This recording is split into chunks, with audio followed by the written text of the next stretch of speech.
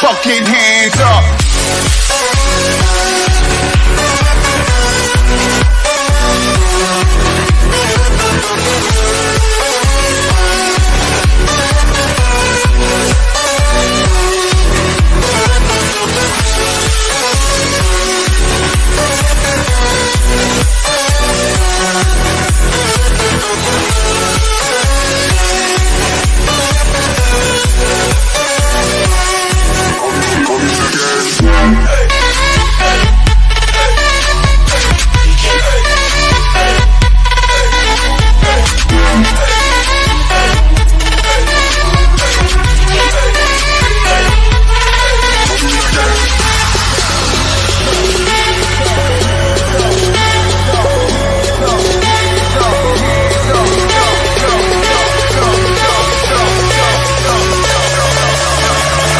Your fucking hands up.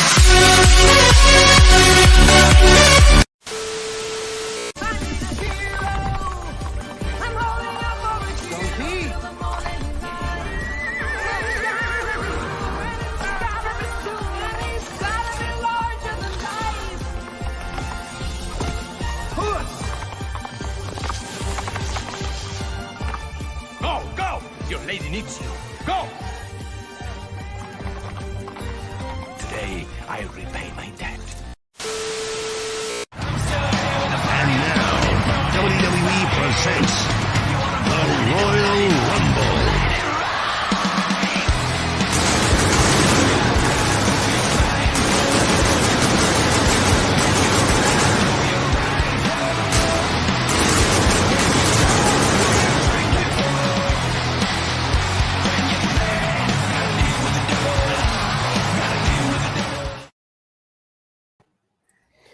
Ladies and gentlemen, welcome to Friday night's Royal Rumble, and we are live in front of all of you guys, which is great to be here. I thought I was going to be late, but and gay. So I was a little late. That's a woman's biggest fear, Ryan.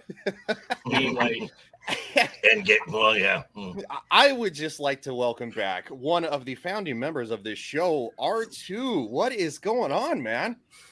I was bored. Wow. Ooh, that hurts. Wow.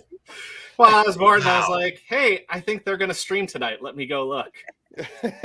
Yeah. I thought I was going to like pop in and surprise you guys because you had already started. And then No, JT did that late. Maria and JT did that last week, but yeah, I was late and gay, which is it's par for the course. common in 2023. So It's very celebrate, guys. Is that intro new? Probably what, month and a half, JV? Oh, wow. Yeah. We'll be around there. Yeah, I wanted to kind of take the new and kind of encompass the old, and and every it's kind of like everything that's happened on the show, because it's been such a blast. And speaking of, I guess he's kind of a founding member as well, JV. He came in only probably a couple of weeks after we started. Hey, buddy. What's happening? Hello, everyone out there, to your favorite Friday night hangout. I'm just popping a link into the private chat so you can put it up. Because after today, there are 15 days left to get your new Joker Voice merch. So, and it goes to a good cause too. It goes to the Keep Talking Foundation, which is the Stuttering Foundation of America. Oh, okay. Erica. Yeah. Okay, I mean, so we make enough. We do enough of this. We do enough. We do enough of these, and they may rename it to the. Why is my hair bisexual? I don't know. Samuel usually hops in the middle of the Are you talking show. about the lighting? Maybe. I mean, I got my bisexual lighting. I'm not sure. I'm confused. But then, what is my hair? A hat. Non-existent. Non-existent unless you've seen it hang out. Heyo. Speaking of hanging out, Kat the Hijabi Gamer. Hi, Hey, Kat. what's up? It's How you Friday. doing? It is Friday, and Yeah, Fridays. Which means a weekend of video games. Yes. Mhm. Happy. And lastly, certainly not least, she finally fixed the nipple on her screen. She is no longer just the StreamYard nipple. Nomi, hello. Thank you for giving me that title. I'm good. How are you guys? Good. I have questions and I want an answer. I might have an answer. Yes. Oh my. Well, let's say hi to the chat. What All is right. the question? Oh, go ahead. What did I miss? What happened where Nomi became the StreamYard nipple? Because last week, I think. Yeah. So They like Lily to was pick on too. me, R2. And Have you not met R2? yeah, I was about to say, I wish Shadow was here on the stream because R2. yeah, I have met R2. You know, I'm gonna put it this way: if I don't make fun of you, it means I don't like you. Mhm. That's what I have to tell people. Still, they don't believe me sometimes. All right, let me share this real Wait, quick. since I've met you, R2, yet? Oh, go ahead, Ryan. We had a midnight call from Vegas that woke you up. That was great. That was fun. Yeah. So here's the link in the description. This is your last chance to get it. Literally, this is the end of the month. Also, this 15 days. 15 days left. left. 15 days. Okay, 15 days left. Well, it's the end of the month for something else, but I guess my month is almost over. Yes. So grab it while you can, and it goes to a great cause, the Stuttering Foundation of America, and I guess he does know that design. He had the hand in that.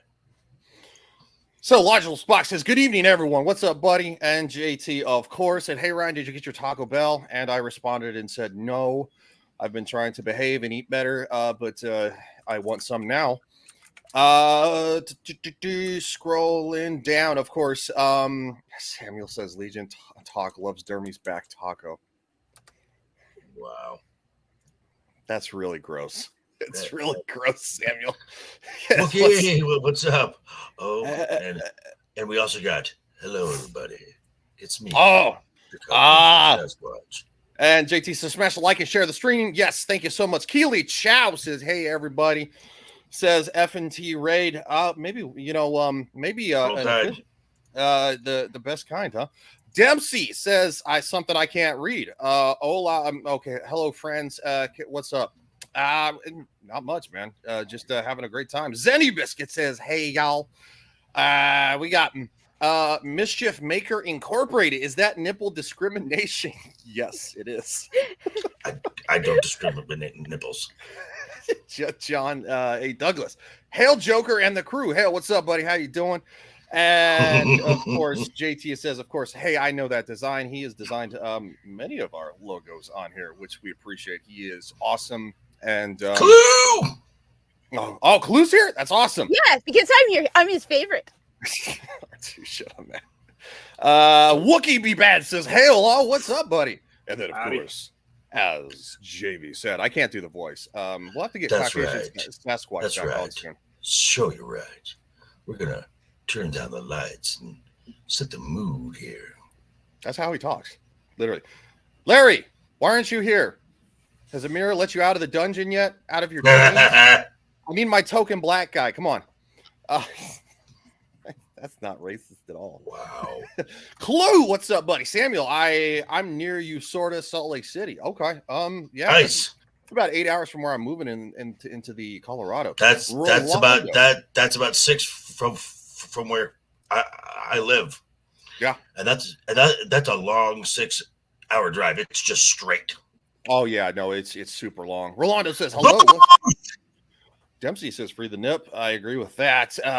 Caucasian Sasquatch calls me specimen. That's just all. Larry is sick. Well, feel better, buddy. Feel better. Yeah. Blue says, "What terrible show are we talking about tonight?" Too many. A few. Too many, and that should do it. All right, so let's jump into let's talk about something because Nomi can't stay long. Let's talk about something that we are excited about, and that is Dune. So we're gonna take a look at the Dune trailer. Oh, the trailer looks so good. Yes, so that's what I want to talk about. I want to talk about Dune because I don't know how long we have Nomi, and I want her to have a great night out instead of leave on a shitty note. So that's why we're not talking about Indiana Jones or Secret Invasion yet. So Thank you. I appreciate that. you're welcome. We're here to please. Heyo. I all. This world is beyond cruelty. You've been fighting the Harkonnens for decades. My family's been fighting them for centuries. They Pause. hurt. Don't want to get that copyright stuff. I don't get a copyright anyway, dude. But yeah, it's true. I mean, so it's the last movie I thought was good. I mean, I'm not a massive Dune fan. I very much enjoyed it. I saw it on a flight. I thought it was gorgeous. That is just a beautiful film to watch. If you're a fan of just like cinematography, that is a film to see. Sorry, I had cats on the kitchen counter, and they're not supposed to be. Cat, you're not supposed to get on Ryan's counter. I know, that's why I meowed, because I wanted him to be. Really quick, I would like to point out that Cat has a Marty McFly thing going on there. Yeah, She's got like an orange vest. Yeah, she does. Oh yeah, I always wear these things. Cool. You look like you just fell off a boat. Of course, Caucasian just asked questions. Greetings, Cat. Samuel says, not liking how Chani looks in the new Dune trailer. A little too a girl boss, and Paul might be more feminine. Okay. Hey, everybody's got their opinions. I don't have one yet because I haven't seen this. So, Alongside my father. Your father didn't believe in revenge. Apparently, they do.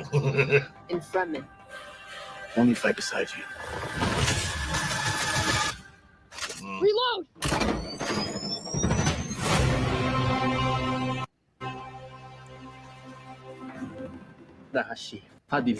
He said that.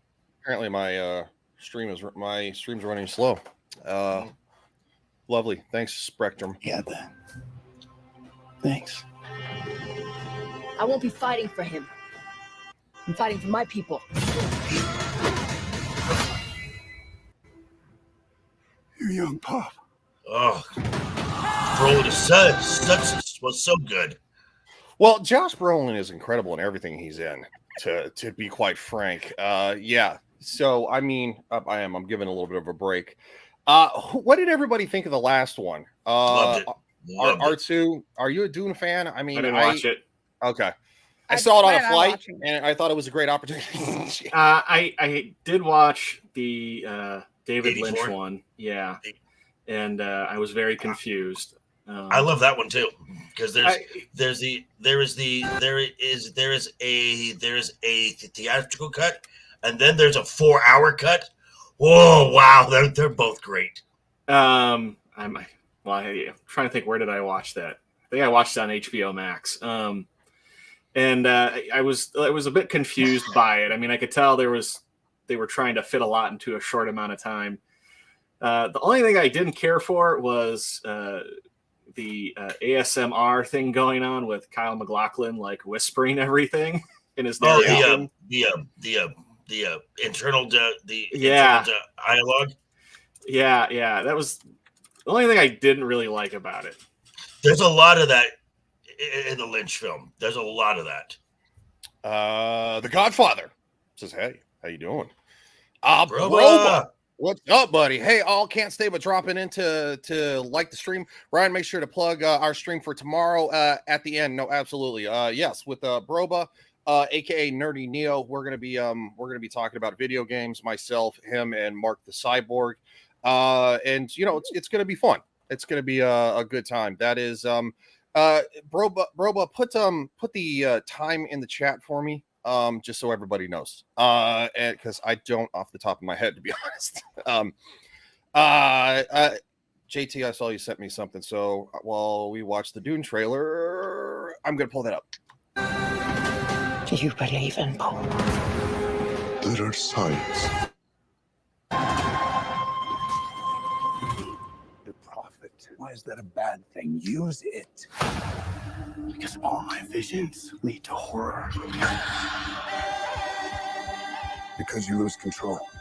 Because I gain it. Oh, that is a beautiful line because Paul does gain control and gain power and becomes like the god emperor and basically goes about committing genocide. Yes. I see. It's not a clip of Dune 2, but I'm going to play it anyway. Right after this, Samuel says the book is really dense. R2 hard to fit everything in one movie, especially with all the Kubrick-esque shots in the newest version. Correct. But yes, it is 11:30 a.m. Pacific Standard Time, so that will be 2:30 your time. Yeah, 2:30 my time. Okay, cool. All right, thank you for that. Because me no think good. High functioning retard. New knowledge is always a little frightening and painful. Sometimes the best thing to do is to not think and just put it in.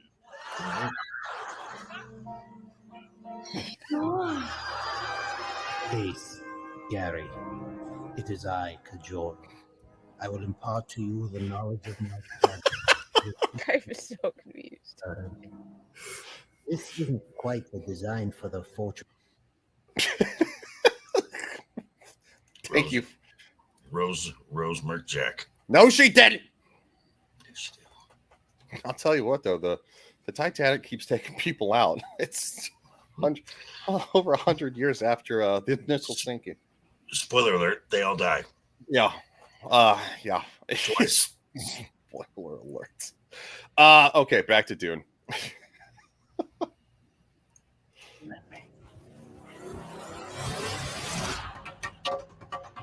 Paul Atreides is still alive.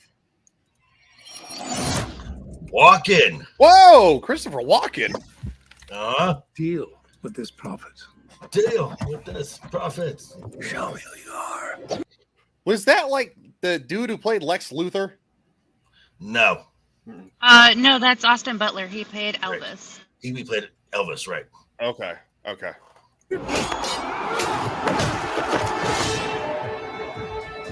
Your father.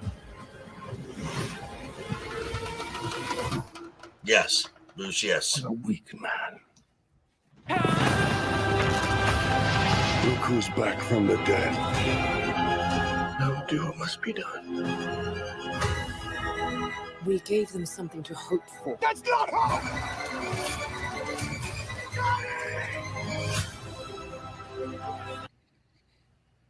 I was a little iffy about that.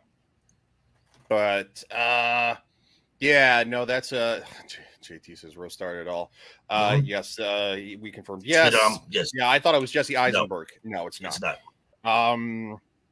Clue says, is the company she really named Ocean Gate? Yes. So now there's like an Ocean Gate kind of scandal.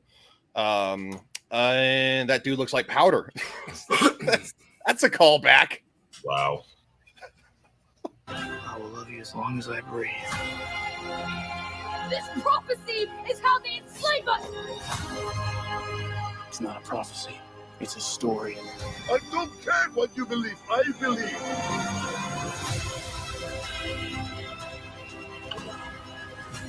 I am Paul Muad'Dib Atreides. Duke of Arrakis. I'm delivering I'm getting chills. I'm getting chills watching this. I like it. That looks really good. Oh, looks amazing. That looks really good. November 3rd. Man, that's right.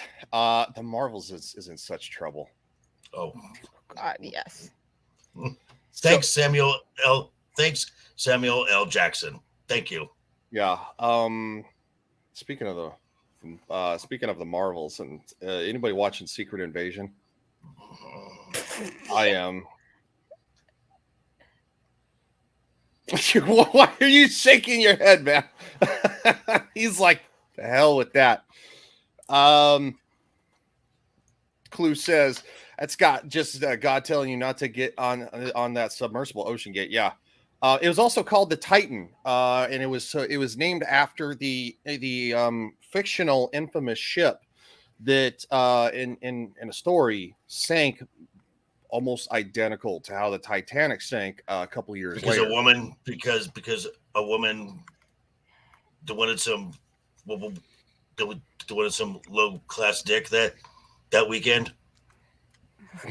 That's the movie. That's not the real story. I that's have the real not story. seen I still haven't seen the movie, and I am very so happy. Despite the love story, it's a great representation about what things were like for these people who Zenny says still need to see the first one and the one with Sting. That's the one from 2000. 84. 84. I know there's a redo in like the 2000s. That was on Sci-Fi. That was Sci-Fi. on Sci-Fi Channel. Yeah, back when it was Sci-Fi, not Sci-Fi. So part two. I was gonna say, I'm gonna watch Kat, it, you've never seen Titanic? I have never seen Titanic. You were in Titanic. I was in Titanic. That's I've seen documentaries about Titanic. Me There's they found a lifeboat with people like they starved to death. I thought you were saying they found a lifeboat full of people from the Titanic. I'm like, That yeah, there's a lot of those. Yes, this year. That's Thank you, Clue. Clue, you're right. Mm-hmm. Clue says Rose is a murderer. Look, if I'm going to watch a movie about the Titanic, I'd rather watch the Doctor Who Titanic or documentaries about the Titanic. But Rose the one murderer. with wait, the one with David Tennant and Kylie Minogue. With David Tennant. Who cares about who else is with him? Doesn't matter. It's David Tennant. It kind of matters.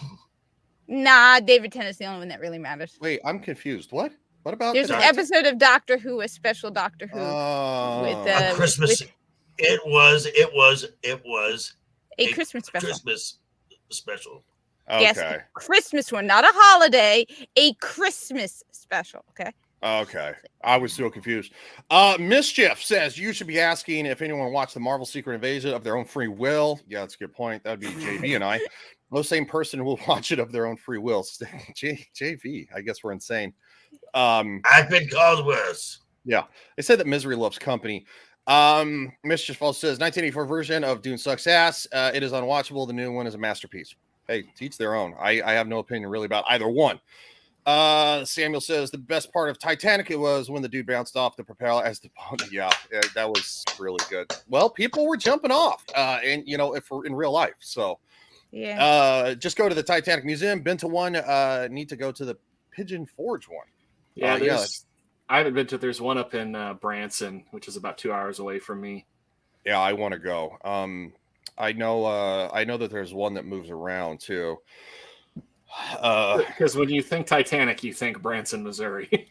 Yeah, that's what you think. No, just no. And Mischief says you make it sound like as a Venus is a bad thing. I don't suffer from it. I thrive because of it. There you go. Yeah, boosh. And it like reverberated too. All right, Secret Invasion. Here we go. Ugh, why? Well, last episode, everyone told Nick he was old. This episode, everyone tells Nick it's your fault. Mm-hmm. Oh, and we had to get a little bit of more racism in there. Yeah, we had to get a little more racism in it, which is always great.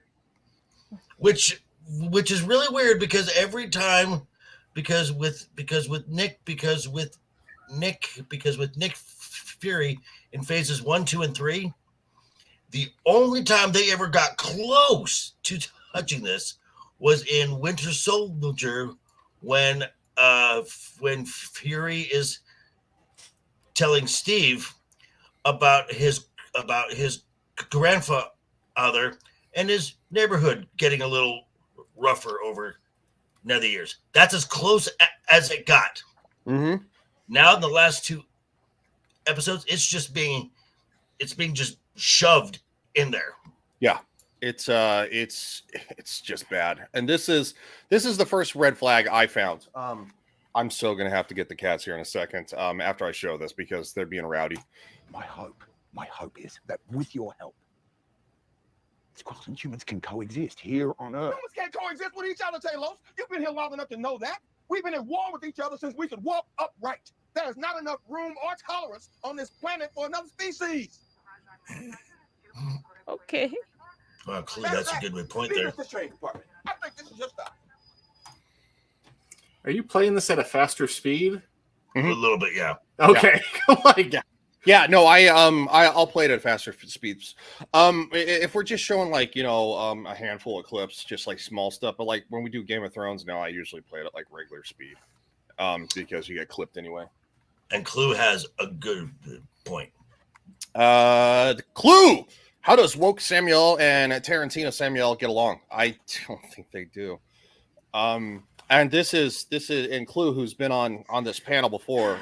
So anybody who's seen him knows that he is a black man, and he is tired of this crap. He's tired of this. He even spoke out, much like Larry did, about The Little Mermaid, which is a flop because it only passed $500 million just like a week ago. So it's not even going to break even at like 750 million. Is the 800 million. Yeah. So like it's like people are tired of this crap. But real quick, JV, I got to get the cat. So if you guys discuss. Okay. Hi.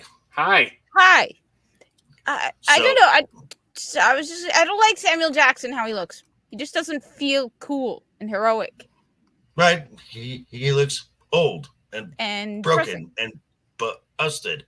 And then there's another scene later with Fury and Rhodey, where Fury pulls the race card again. And then there's that one little moment. There's one little moment when Nick Fury is actually Nick Fury. When Rhodey says, Fury, you're out. And he pops up, he disarms his security detail, and it says, I'm Nick Fury. Even when I'm out, I'm in. And I'm like, okay, well, there's Nick. And then they undercut that moment because then he goes out and sits on a bench and is like, stop it. Wait, Nick Fury plays the race card with Rhodey? Oh, yeah. As help a brother out. Okay. That's interesting. Yeah, that Nick Fury looks very different from the last time we saw him, which I'm trying to think. Wasn't that the end of one of the Spider-Man movies where they showed the sword station? Well, that's called Saber now. Yeah, they changed it to Saber. Yep. because is it like on The Office and it's spelled Sabre? Because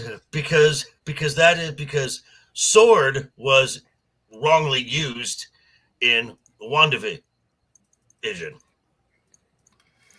Yeah. Well, they don't. None of them talk to each other. None of the creatives talk to each other. If you guys didn't know that. And there's creative people behind these shows. Well, I mean, arguable. Creative as far as if you think Rick and Morty is creative. So, but the director of this series was told, don't read the comics because that's not the story we're telling. No shit. Yeah, it's oh, let me share this. Isn't that a bit like the idiots who were told don't play the Halo video game? Yes. Yeah. Yes. Okay. Also, for Secret Invasion, they were told don't read the comics. Just fuck it. So Clue says, yeah, sick and tired. Just tell the damn story. Exactly. Well, that's the problem. They're not even telling the right story. No, and that is the worst part about Witcher season 3 is you don't know what the story is, and literally you'll flash from a scene from 2 minutes to another scene for like 2 minutes to another scene for like 2 minutes. It just like that, changing scenes. You cannot follow that pile of garbage all 5 episodes. I was on a panel, a watch party with Jed, the Hollywood scholar, and a bunch of us were on it. It was so terrible. And there's going to be a live stream tomorrow at 1 p.m. Eastern. I'm going to be doing that before a gaming show with Broba. So yeah, let's God, okay. From the Mary Sue, so you know it's going to be good. Secret Invasion continues a worrying Marvel trend. Yay.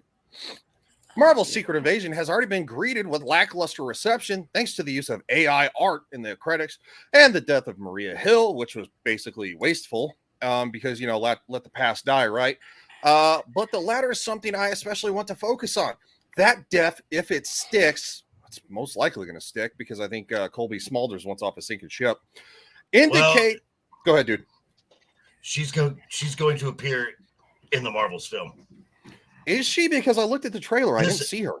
This was supposed to be released after the Marvels. Oh God, I'm not even gonna comment. Yeah, that man. Okay. But okay. So back to the Mary Sue because they got a hot take that the Marvel Cinematic Universe may be backsliding into one of its worst trends of Phase 4, killing off major female characters. Wait, hold on. Killing off female characters. Yes, because these are feminists with no life. The MCU. See ya, Wookie. Thanks for stopping by, buddy. Appreciate you. Have a good one, Wookie. Yeah. It's a bunch of whiny women who have nothing better to do than whine. Well, that's there's what Mary also Sue is. as the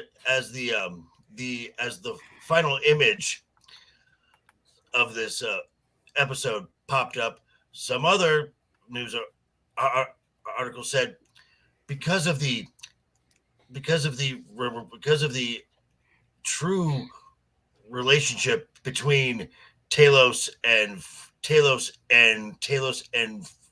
Fury, that Marvel has missed an opportunity to show more LGBT representation in their shows. Mm-hmm. Yeah. Oh, it gets better. Marvel's always had a complicated relationship with its female characters. Well, a lot of most prominent female action heroes of the 2010s came from Marvel movies. We also it came from Jennifer Lawrence. Do we all know this? Yes, he's right. Hey, just for the record, that Jennifer Lawrence movie is pretty good. I liked it. Not just because she was nude in it. It was actually a good movie. It was just like Jennifer Lawrence killed Jack first before Rose did. That's true. Wow, you're right. I suddenly feel right. Yeah, I'll give you this. How come Nomi's so quiet? Is she eating dinner in Boston? I'm not in Boston, and I'm just listening to y'all's dialogue. She's getting ready. She's got a family thing here in a little bit. So just say when you got to bounce. She's probably getting ready. She was late last Friday. Dinner Bells. It's a great name, by the way. Last Friday. Last Friday? I don't think you were. Girl has to resort to nude romantic comedy to stay somewhat relevant. No, I would agree. But at least the person who wrote it and directed it, it was actually a funny movie, and it actually told a decent story. And I know it comes off like people saying if the roles were reversed, like people would be up in arms. It looks like that kind of movie, but it's surprisingly not. I think you'll actually be surprised all over. Sam. Kane did nothing wrong. J-Like killed Abel. What the hell, man? Brandon, Looney Tunes fan 2000 says hello. What's up? What's buddy? up, Brandon? Yeah. Mischief says, I'm actually 6. What's up, 6? I'm actually going to buy the new Jennifer Lawrence movie when it comes out, just so I can keep watching all those bad things happen to her. Well, I know that's part of the funny part is that and she actually did it. A situational. Wait, what movie is this? I have no idea. It's called it's The Hard Truth. Yeah, no hard feelings. No hard feelings. Something about hard in it. It's something you would watch with the wife. Don't take the kid. I haven't done a review yet, but I'll just say this: it is a '90s style comedy for a modern in modern day, not for a modern audience. Yeah, not for a modern audience, but in modern day. Yeah, I would say so. It actually is a lot of fun. Okay, back to. I really don't want to talk about this. What? What's up? Release the McCracken. Hey, buddy, how's it going? Serious question here. When they hire people for the Mary Sue, do they make them take IQ tests and they find the lowest IQs? Yes. No, hire them. They find the most rate. They find writers who want to work on The View. So career aspiration, The View. Scissoring Hens. The problem is blue-haired land whales. The problem is these people couldn't even get a woman. Like, to call them scissoring hens is actually being optimistic for them. Yeah. I do have a question here. So let me read this and then I'm going to ask it to everybody. Avengers Infinity War and Avengers Endgame were double-edged swords, giving us great moments exploring the female characters of Marvel, but also killing off major female characters, a trend that continued into almost every Marvel movie in Phase 4. I'm sorry, what part of in Infinity War and Endgame gave us great stories about females? Because in Endgame, Captain Marvel gets punched to the moon and it isn't seen until the end of the movie again. So, and people cheered that. That's they're talking about particularly in Endgame for the Widow. Yeah, no, I know. I know what they're getting about, but which it just completes her. It completes her character arc. That's all that does, and it's actually a very good scene because you get two people, two best of friends who are actually getting into a fight because they don't want the other person to kill themselves to save the world. It's they feel it's their. They feel that this is the end of their story. Well, I was going to say the Russos wanted to kill off 6 people originally in Endgame, and they wouldn't let them do it. They would only allow for 2.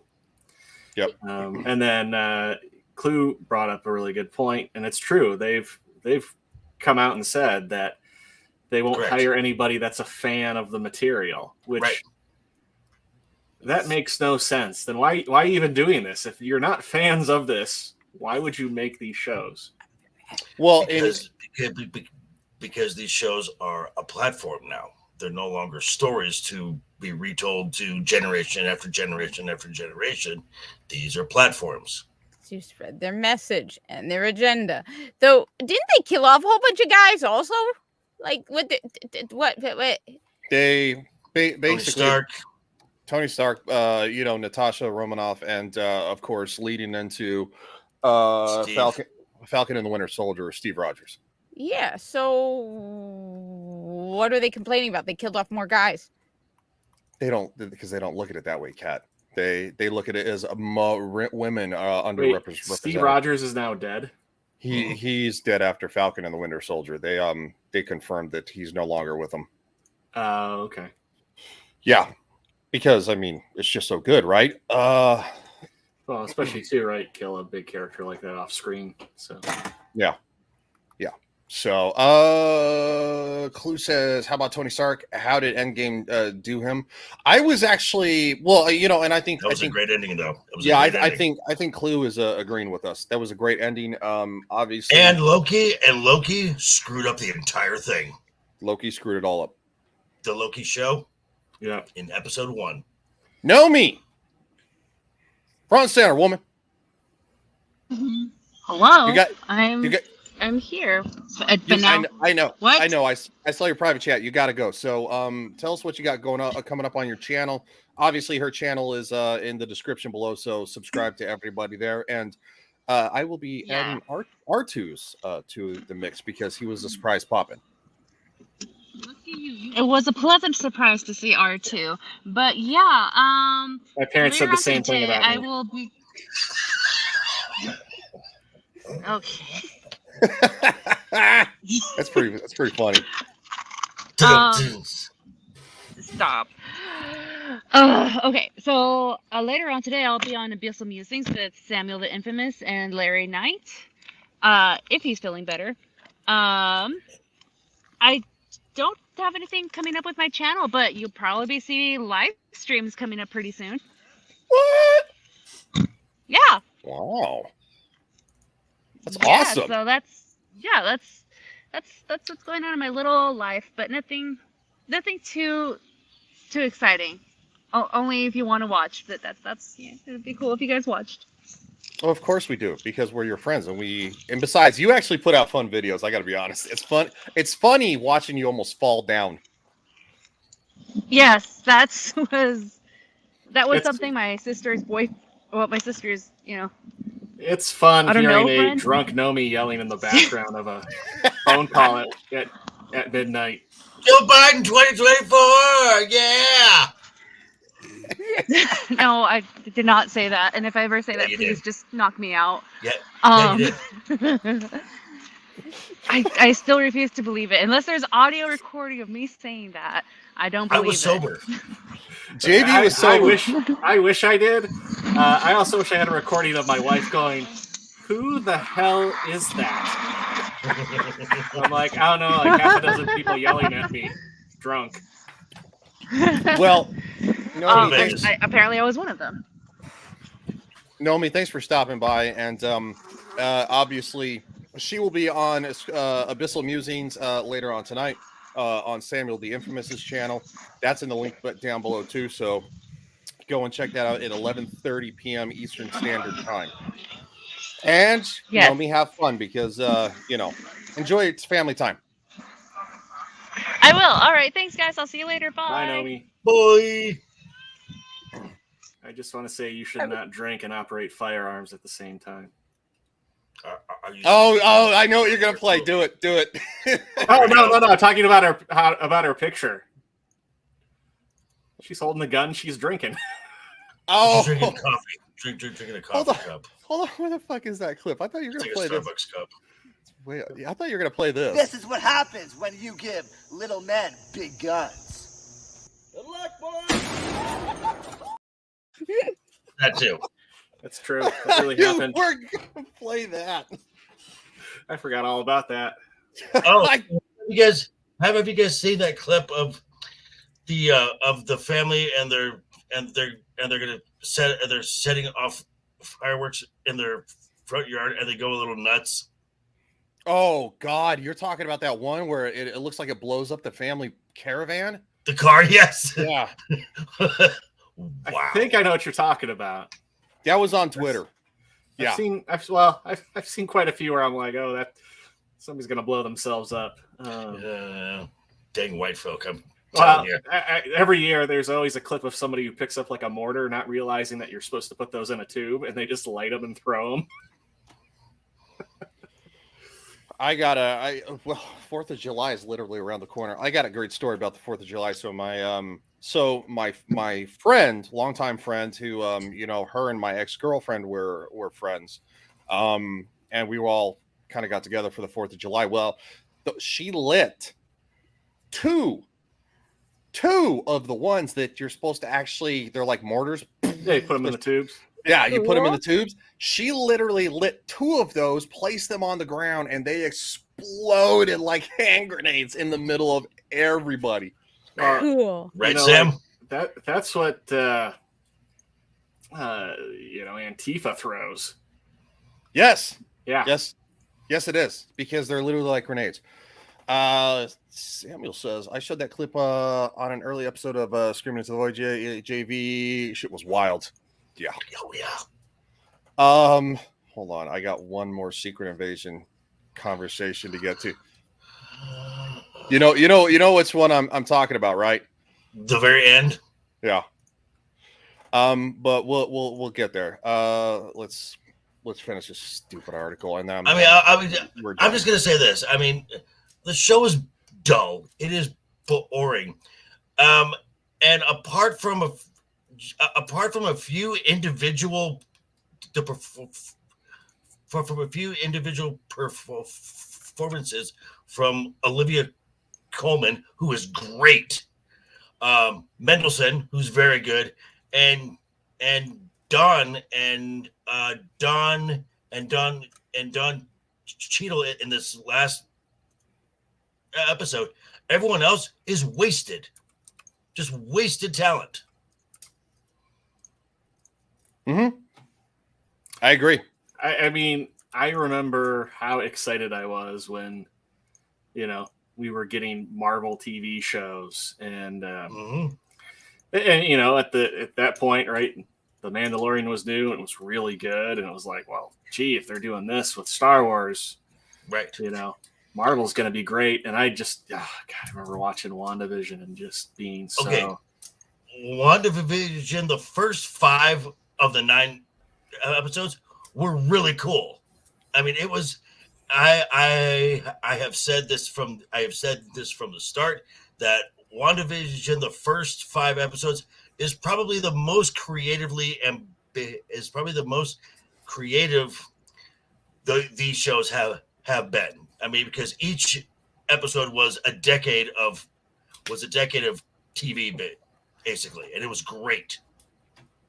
But still, like, I mean, it was a lot of like build up to nothing. Right. I mean, that's it just dropped the ball. Completely dropped the ball at the end. And yeah, just so much wasted things and moments in that. But yeah, I mean, like, and they'll never know what you sacrificed for them. Yeah. You held a town hostage. You sacrificed your tyrant ways. Not only for like that to happen. I agree. Her to be a villain on that show, and then they do a movie a year and a half later, and she's the villain again. Well, which and this really started the problem with Marvel and these heavily interconnected things is now to go watch a Doctor Strange film, you have to do homework. You have to watch the show. Watch the show. Yep. Yeah. Because Doctor Strange in the Multiverse of Meh was not a Doctor Strange film. It was an epilogue to WandaVision. Yep. Oh boy. It was a bad one at that. And it not only shit on Doctor Strange, but it literally took a giant steaming shit on characters that you love, like Scarlet Witch. Yeah. Scarlet Witch. That could have been a 3-movie story arc too. Yeah. Mm-hmm. Well, the fact that they took John Krasinski as Mr. Fantastic, which fans have been kind of like casting for years. Fan casting, right? Yeah, and to put it in there and literally kill him the way they did is literally them spitting on all of us. They're like, we don't care what you want. We spit. Well, Doctor, that's good one. Yeah. No, I don't think they care. I think they do everything the exact opposite of what we want. The exact opposite. They go out there, listen to the fans, and they go, nah, let's change our mind. Let's go the other way around. Apparently, Sue Storm has been cast. Apparently. For the that's not what I wanted to share. For the new Fantastic Four film. It's the blonde in Mission Impossible. Which one? The 3 main actresses are Palm, Haley Atwell, and there's another blonde gal in there, and it's that one. Okay. Let me see if I can find her real quick. I was gonna say that article. There's this magical thing you called had up Google. there, the future of women of the MCU. I go, apparently they all die. Mm-hmm. Yeah. Well, according to the Mary Sue, every single D+ show ends where it begins. Nothing of consequence or importance happens. Yeah, exactly. Right. And enjoy. I remember when your job was protecting the planet. We protect the planet by protecting. So it leads into here. What am I on speed-wise? Okay, just 1.25. That's fine. Yeah, it starts here and goes here. Who helped you get your seat at the table? Oh, so I owe you now? Is that it? We owe each other. Men who look like us don't get promoted because of who our daddies know. Every ounce of power we wrestle from the vice grip of the mediocre Alexander Pierces who run this world was earned in blood. So let's make the power mean something. Help a brother out. Girls outside, girl. Okay, so just to follow up, Vanessa Kirby, according to Giant Freaking Robot. Mrs. Cannoli, what's up? What is up, Mrs. Cannoli? Hello. Sasquatch. Just saying hello to my friends before my show. Hope you're all well. We are well. Good luck with your Spice show. up your life, Mr. C. Yeah, I saw that on Twitter. Zenny Biscuit says, so they actually got a blonde white woman? Well, she could be race swap. Look at the Little Mermaid. Yeah. Okay. So last little bit from this article, and then we're moving on. Last little phrase right here I want to read. The future of Marvel's women. Yay. Guys excited? Who's excited? So excited. She said spice it up. Spice it up. Always spice it up. I want to zig. If you want to be mine. Okay, I'm not gonna do it. The strangest part is that Phase 4 was largely centered around passing of torches to or otherwise mentor in the next generation. Yeah. Next Frog! What is up, Cool Frog? I watched one of his early morning shows, not yesterday, but the day before. I was up early and I watched the show. I had somewhere to go. It's a good show. They're talking about Biden. They're talking about our lovely president and how incontinent he is. I mean, incompetent. Sorry. Yet most of none of the male heroes had to die in order to pass on the mantle to their successors, many of whom were young women. At the same time, many of the female heroes have not had a chance to build and explore friendships and mentorships with other women heroes. Supposedly, this will happen in the Marvels, but we shouldn't have to wait 3 years for an MCU movie willing to explore women. In many ways, the deaths of the older generation of female heroes feels ageist. Ageist? Who uses ageist? I don't know. And like Marvel throwing away the old and bringing in new blood, particularly when it comes to women. Overall, Maria Hill's death feels like a step back for the MC in almost every way. It feels cheap and lazy, which I would agree with that. Cheap and lazy. I really would. What's up there, Jacob? How you doing, man? What is going on? Hey, Jacob. Yeah, it feels cheap and lazy. I do agree. And once again, proves many critiques about the MCU correct. Do better. Do better, Marvel, for your remaining female superheroes' sakes. Okay. Wow. It's bad. Better. You know it's bad when your woke shows get attacked by woke. Yeah. Oh. Yeah, sorry, Logical Spock instead of president. I don't know the context. I actually meant to say hello to Polynesian Minion. Hello. Go ahead, buddy. I would say I wish you had this clip in your little thing earlier. I had to add it back. Or as the Spice Girls say, zig, zig, ah. If you want to be my lover. I don't think that was ever on my channel. I think it was on yours. Yeah. Oh, okay. Cool. But now I'm glad it's there because I forgot about that. Yeah, Logical Spock. Here's what it means. Don't you mean resident of the nursing home? Yes. Instead of president. Yes. As far as women being treated unfairly in Marvel films, you killed off Marvel and replaced Marvel with Annette Bening. Mm-hmm. You killed off Iron Man, so to replace it with Ironheart, a character which no one likes. let's see, you shave off Namor's junk. Oh God, they really did. They shaved down his penis. You give Sam Wilson a white man's hand-me-downs because the only way you can respect Falcon is if he's Captain America. Sam was a great character, an original black character from the start, and a good character back in the day. But no. Yeah. I tried to watch the new Black Panther. I couldn't get through 15 minutes of it.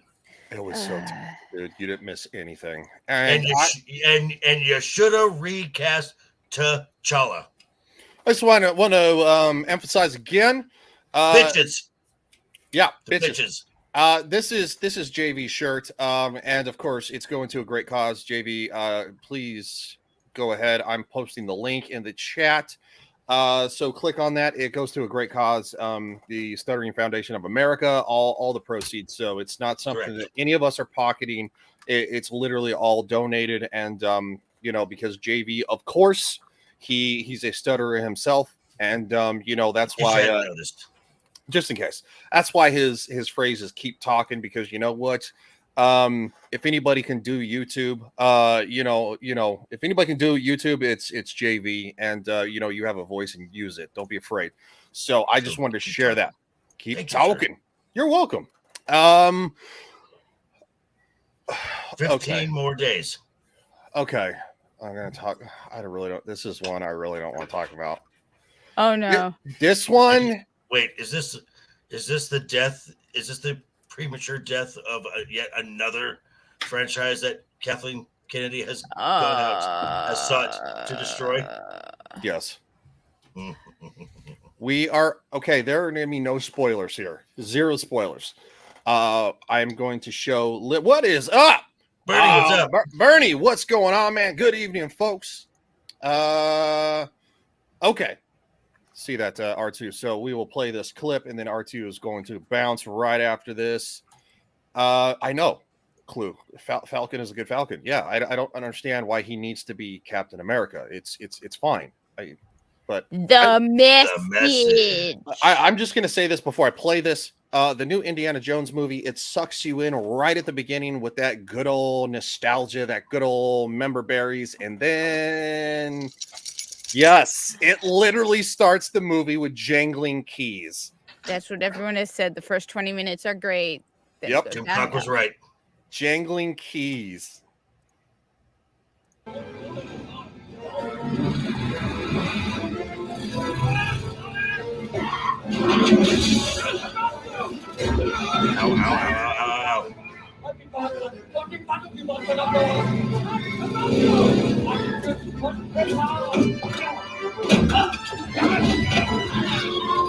Literally nothing but nostalgic jangling keys. That's the first 20 minutes. And then the rest of it is nothing but an utter pile of shit.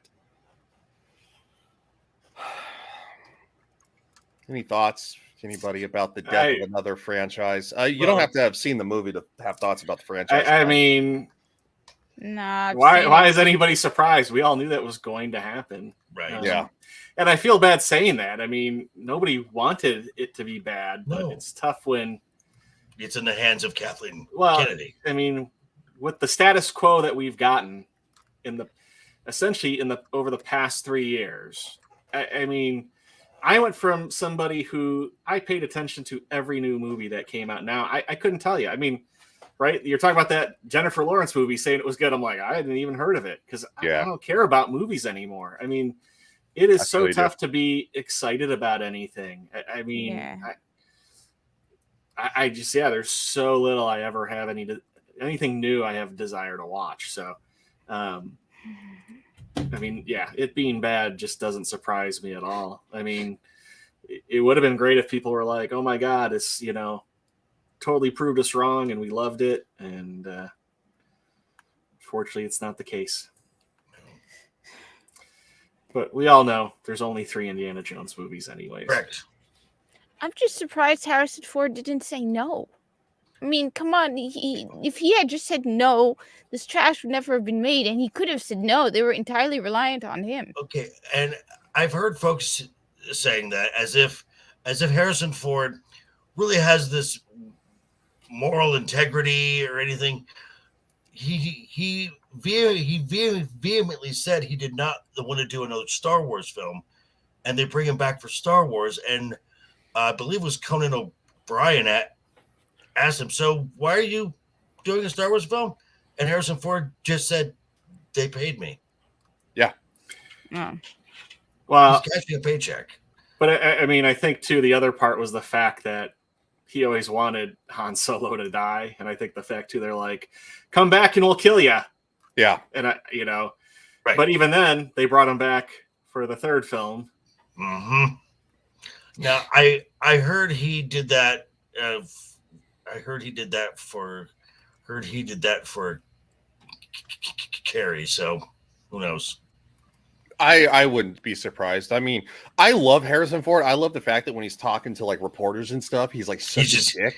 He gives zero fucks. He gives zero fucks. I love that fact. But I feel like though he's very different about Indiana Jones. He likes Indiana Jones. He does. Like Han Solo for whatever reason. Han Solo is.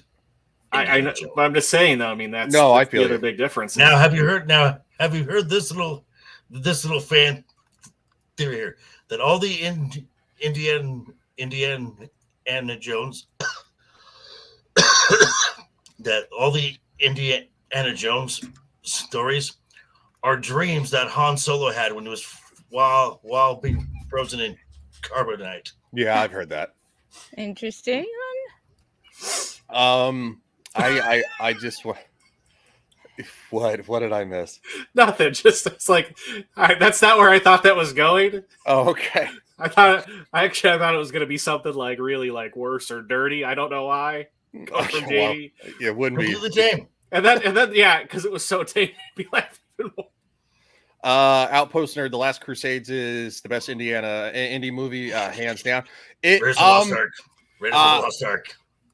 The Last Crusade is my favorite. However, Raiders of the Lost Ark, in my opinion, is the best one. But The Last Crusade, I love so much. Temple of Doom is fine, but I really like the ones that have these people in it. Logical Spock said, "I did not see that coming." Yeah. Well, last year I showed the first 3 films to my son, and he really liked them all a lot. And your son's how old? He was Spidey's 7, 8 years old, kind of in between that. You showed melting faces. I covered his eyes for that stuff. I mean, okay. Anything that like I was like, well, he's not ready for that, but he was like, is there any more? And you're like, no. I was like, no. And then he found out. He was like, well, Dad, they're making a new one. And then Mom said there's another one. And I'm like, yeah, those aren't real Indiana Jones movies. He's like, what do you mean? No. And I'm like, they're just not good. And now why would they do something like that? This is what makes the Raiders of the Lost Ark so good. Indy doesn't win. He doesn't win. He has enough. The only thing that saves him is he has enough knowledge to close his eyes. Yep. That's it. Yeah. No, I would agree. Behemoth says a 20-mile-per-hour Mark IV tank was pretty hard to get around. No, I understand the logic behind that. No, that at that time that tank would not move that fast. Not even a little bit. Samuel says, Fallout New Vegas features a random encounter. Yes, with a fridge and an irradiated desert with a fedora wearing skeleton inside. Yes, that's because that would happen. If you turn on the perk Wild Wasteland, you get goofy encounters like that. But yeah, my character actually found that, and I wore the fedora for the rest of the game just to be a smart ass. Wow. Yeah, Behemoth, you could literally walk faster than a Mark IV. I know, and human beings can literally walk at like up to 5 miles an hour. You're gonna laugh at me. There's one thing I really dislike about Temple of Doom. What's that? They're in India, right? Mm-hmm. Oh dear. bottom of the ravine in the water are Crocodiles. alligators, Mhm. not crocodiles. It should be crocodiles. Okay. Yeah. That bugs Do me. your homework, folks. Well, you know Sorry, where Dales. you know where those alligators came from? Egypt. Gatorland in Orlando. Oh, Did they really? I didn't know Yeah. that. Yeah, Wow. yeah. For a long time, they really, you'd walk in, there'd be a big display because they provided all the gators for that movie. Well, you know the irony of Temple of Doom is that it's actually technically supposed to be like a prequel to Raiders. It is. Yeah. Well, it is a prequel. Yeah. So And Kathleen Kennedy is one of the showgirls. Yep, she is. Yeah, I believe she is on the ones to the right. So like if you have the No. center, yeah, she's like I think This she's like crazy ass 4 or 5 to lunatic the right. Yeah. feminist? Yep. My feminist. Yeah. Yep. Outpost nerd. Ew, she was a showgirl. That is true. So R2, do you need to bounce or do you? Yeah, I gotta go. Gonna Okay. play some video games with the kiddo. What you got coming up, man? Love that stuff. We are going to be doing quite a few patriotic films for the month of July. We are going to be doing, I got to look at the calendar, terrible dates at the moment. July 10th will be our next review. We're going to be doing The Patriot, Mel Gibson. Nice. We're going to be doing that. And JT has a whole lineup for the month of stuff that he planned out. But yeah, we will be back July 10th. So looking forward to it. I've been gone for about a month and a half. Just had a bunch of stuff going on, so I had to step away for a little bit, but I'm looking forward to being back. So, and I'm glad I was able to hang out with you guys for a while. It was really nice seeing you all hanging out. I've certainly missed you guys, and Heck yeah, man! It was awesome to have you back for a little bit. You're always welcome back whenever. Well, thank you. Yeah, I'll continue to post the link, so jump on whenever. And before you go, just got to do this. People, let me tell you about my best friend. He's a one. Oh, you idiot! Forgot about that. Yeah, I couldn't resist. So check out After the Weekend on Monday nights, and I have obviously the YouTube channel and the link. Also, you can follow R2 on Twitter, so that link is there too. Yeah, go support R2 and JT. They do that every Monday night at 9 p.m. Eastern Standard Time, and we appreciate. It's always fun to jump in their chat. They talk about actual good movies. We try to. Unlike here, I like to punish myself. So yeah. Tell the family I said hi, buddy, and I I'll will. see you next time, man. Yeah. Have a good night, everybody. Bye. All right, see you, man. Oh, Kat, do you want to jump back into more indie? Yes, you do. Oh my God! Yes, I do.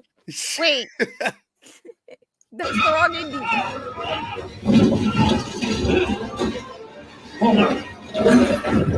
Oh, do we see the member berries?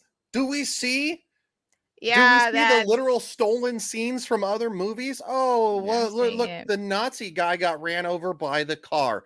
What movie did a Nazi guy get run over by a truck? Raiders of the Lost Ark. Wow. Yeah, it's almost like they have no original thoughts. Oh, in the motorcycle scene where India's on the motorcycle and stuff like that, and the Nazi motorcycle riders, that comes from The Last Crusade. That's why when I saw those scenes at first, I thought they took stuff from the old movies, and then someone said they de-aged and all of that. So I'm like, oh, so those are new scenes because they look so much like if you're just watching quickly the original movies. Yep. No. I think the de-aging is actually. What did Samuel say? Samuel says, did someone replace Kat's Red Bull with liquid meth? I don't think I would want to see Kat on meth because she's hyped up on Red Bull as it is. Outpost Nerd, who directed the newest indie? That would be James Mangold. He's actually directed some great movies. But he got severely butthurt when the leaks for the ending of Indiana Jones and the Dial of Destiny were, got out, and everybody was kind of like, dude, what the hell is this? Like, to where basically Indiana Jones dies in the past, because this is about time travel. Indiana Jones dies in the past, and he and so Phoebe Waller-Bridge takes the hat, and going forward she becomes Indiana Jones of all the previous movies. So basically she plays out what Indiana Jones. That is not in the film. No, it's not. But that's what supposed to be. That's what James Mangold was flipping out about. James Mangold is a good director. I don't know why, but he got very thin-skinned. Yeah, he got real butthurt about that. Well, he got salty with the salty nerd, and that's kind of where all this backlash started from. Yep. So no, the Outpost nerd, that's a great question. That's literally what happened, and it's why they changed the ending of the movie. Wait, could it be that it's a Skrull? No, it's not Skrull. An evil one? It's taking on the form of James Mangold? The irony of you saying a Skrull is Secret Invasion. Just watch the end of well, that's why I just watch the second episode. That's why I was saying that, because yeah. And James Mangold has been confirmed to direct Swamp Thing for James Gunn. Mm-hmm. So which we have a new Superman and a new Lois. We do. I do have the article for that. Let's finish with Indiana Jones this last little bit here, because of course they're stealing. It's dead.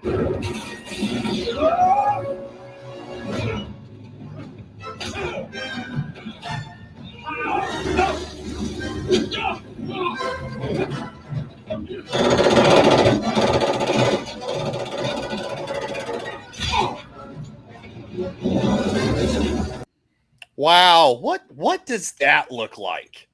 I was just asking Kat this. What looks like the Thing?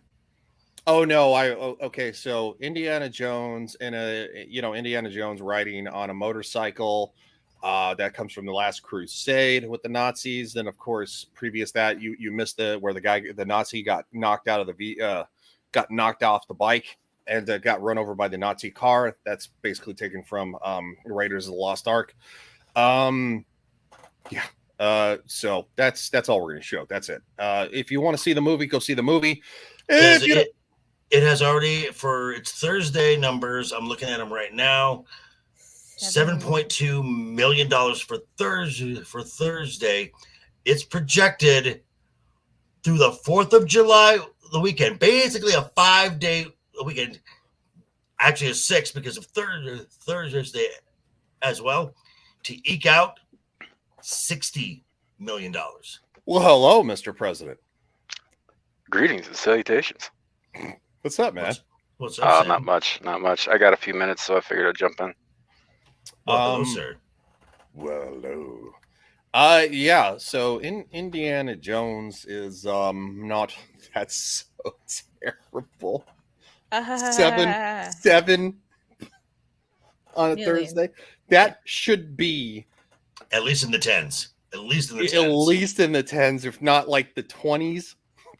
If you're gonna have, because what Endgame, it's Thursday was something like 30.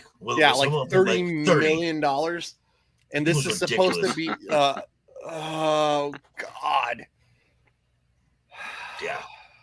We are talking about the newest Indiana Jones, right? What was it? Indiana Jones and the Early Bird Breakfast. Yeah. Indiana Jones and the Insufferable Intersectional Feminist. Or Indiana Jones and Why Won't My Kids Visit Me? Well, Mutt's dead, so yeah, Mutt's dead. Yeah. No, I get that. I do. I just if he's in the home, he's senile. He doesn't know that. Right. Okay. Yeah. True. Yeah. I swear that nurse is stealing my stuff. Oh God. Okay. This is from USA Today. They were behind a paywall. JV, lead us into, and let's talk about Superman and Lois. You're a huge fan of what's going on with James Gunn. I was pleasantly surprised optimistic. about. Yes, I'll give you that. So I'm literally archiving it because it's blocking me. So we'll bring up the article in a second. That makes one of us. Well, I more optimistic than Indiana Jones. I'll do that. Well, I've liked what James Gunn has done in the superhero world, and so I'm like, okay, let's see what he can do let's see what he can do when he's the man in charge. Now there are some there are some red flags in his first slate that I have, and that's a discussion for another time. But I think the good things that the Superman and Lois, the people that he has cast, are very good steps. Listen, man, I'm not knocking you at all. I just disagree. That's fine. As far as the new casting goes, I think that it's a good sign that I've never heard of these actors. Mm-hmm. You know, because then I don't have any kind of real expectations about them going into it. But I have been watching James Gunn's work for a very long time, and I agree that I like some of the stuff he's done for superhero stuff. But I also I don't think that he's good for mainstream comics. I don't. I think his niche is the oddball goofball shit. I would have been more than happy if he had some hand in Doom Patrol, for example. That's right up his alley. No, it is, but Doom Patrol season 2 went way off the rails. Oh yeah, no, that whole show is pretty much crap after the finale of the first season, but the first season is really good. It is. I'll say this. I really love the Guardians of the Galaxy movies. The first one is incredible. The second one a little too jokey in a sense for some parts, maybe a little over the top. I think that I very much like the third one. Of course, and the holiday special was very good. So in my opinion, he has more hits than misses. But I will agree. And of course, I really like The Suicide Squad. That was a good movie. That was a fun movie. Yeah, it had a few problems, but overall, it was very enjoyable. Yeah, it had a few problems, but James Gunn is very good. Yes, with characters that do not necessarily have a large following. But at the same time, I'm gonna real quick before you go, JB. I'm gonna say this: if he's really that good with characters who don't have a large following, what could he possibly do with a character who I love Superman? Absolutely. I mean, he's my favorite DC hero. Batman's second. So I want to see what he can do. Before you go, Levi Ackerman, $10 for a Cat the Hijabi Gamer. Wow, thank you for the $10. Just finished a 15-hour workday with my last ounce of strength. I will send Hijabi Gamer a super chat. Thank you so much. Wow, look at that. Wow, because Kat gets so embarrassed when you do that, I will just make her full screen, and I will.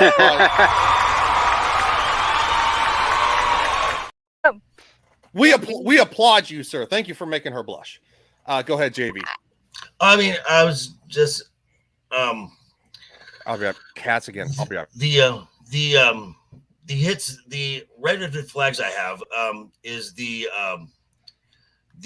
storyline they're using for Supergirl, which would be the Tom King run.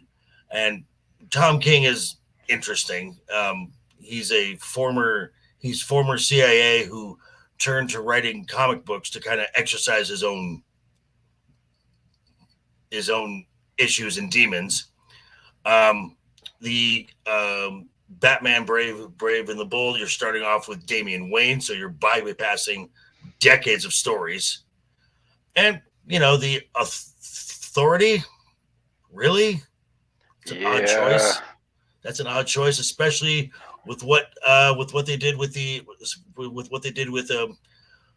Midnighter and Apollo this month, and DC made it a big deal to to do something that wasn't even an original idea, because it was done 20 years ago. So I was on the Renaissance Nerds channel a couple weeks ago, and we were going over the Authority the images that they were using to promote this, and one of them has Apollo holding up very loosely the Midnighter by the wrists and nothing else as they fly, but the angle at which it's drawn at, it looks like there's definitely something else holding Midnighter up, and it's not a hand. No. He looks like he's got a dick in his ass.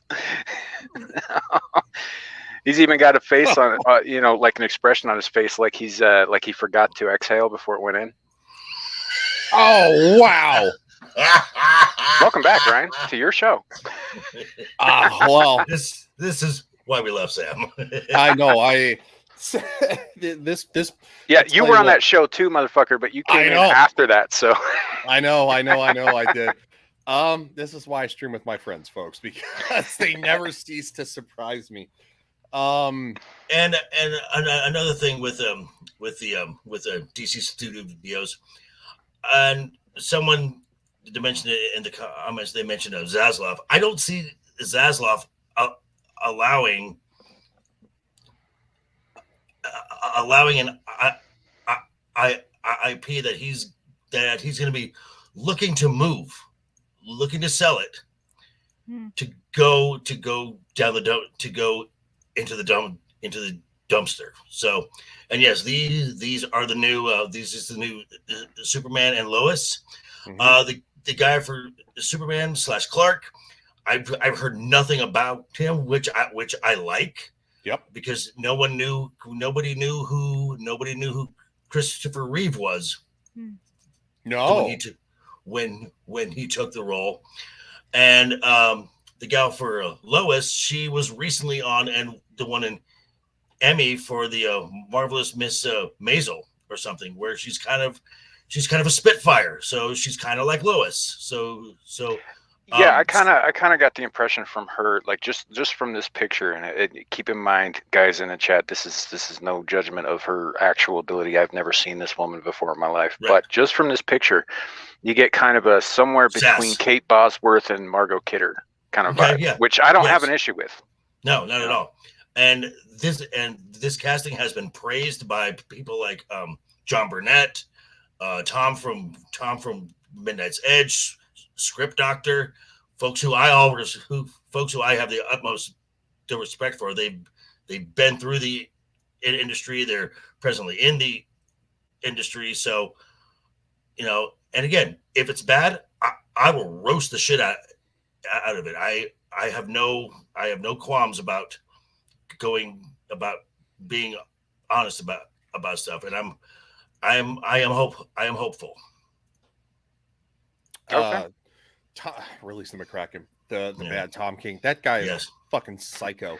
Yeah, he's possibly his previous occupation jacked him up so bad there's no coming back, would be my guess. But as far as the dude goes, like, I mean, he looks more like a Grant Gustin type than a, I don't know, Superman type. I don't know. He just, I hope he does some bulking up, because if they stick him in a muscle suit like they did Tyler Hoechlin, and I liked Tyler Hoechlin's performance, but the guy's not nearly as big as that suit. Now the guy's like 6'3", so he's tall. He's got the height. Yeah, I like that's good. Yes, and there are some shots of him where somebody did someone did the spit curl, and I'm like, oh, I definitely see it. And that's assuming they let him have a spit curl this time around. I think James will. James will. He needs to put on a few pounds. But it's interesting, because the script for this film got approved just before the writer's strike happened, and now they've got their leads that they've announced, which they have until midnight my time for a pending actor strike. So if you've got right, so basically you can get to work. either that or this movie's never going to happen. Oh, it'll happen. We'll see. Outpost says, well, remember that Henry Cavill was just as skinny as this guy when he first went. No, yeah, he really was. There are pictures, and I don't have a problem with that. Like, that's a fair point. Yeah, no, I don't have a problem with the guy who's cast. I think it's great that he's mostly unknown. She's mostly unknown too. She's not a huge name. I think Rachel McAdams. God, fuck, what's her name? Amy Adams. Amy Adams. A lot of Adams. Amy she was Adams. awful. She was awful. No, she is not good as Lois Lane. That's not her niche. I think Amy Adams has been in much better movies. But no, we don't need somebody who is a high profile name to play Lois or Clark, in my opinion. Geeky Sparkles said some really good things about the woman from the show, the Marvel. Everyone has. Yeah, everyone has. As said, she's amazing. I would agree with releasing McCracken here. He's a cross of Tom Welling and Cavill. I definitely get that vibe because of course Henry Cavill's just it goes shorter, not a lot. And yes, the writer strike is still going on. Oh, Behemoth, they're going locked. to they're going to the end of the year. I honestly hope that Hollywood never recovers. I don't think they will. And this could honestly be the best thing for Hollywood. Oh, it's certainly the best thing for the rest of us. Yeah. Right. Though honestly, we're looking at them as actors, but the more important thing is, I mean, like for example, Henry Cavill was great as The Witcher. The problem is the people who wrote The Witcher. So they may be great as Superman and Lois, but what's more important is who writes it. James Gunn. Yeah, James Gunn is head. Obviously he's gonna, he had a hand in writing all the Guardians movies and stuff like that. So I think we have a better chance of getting something decent, by far with James Gunn than anything else. And I really hope, I really hope that they use the Man of that they adapt the Man of Tomorrow's story, where you get an introduction to Lex briefly, but it's mostly about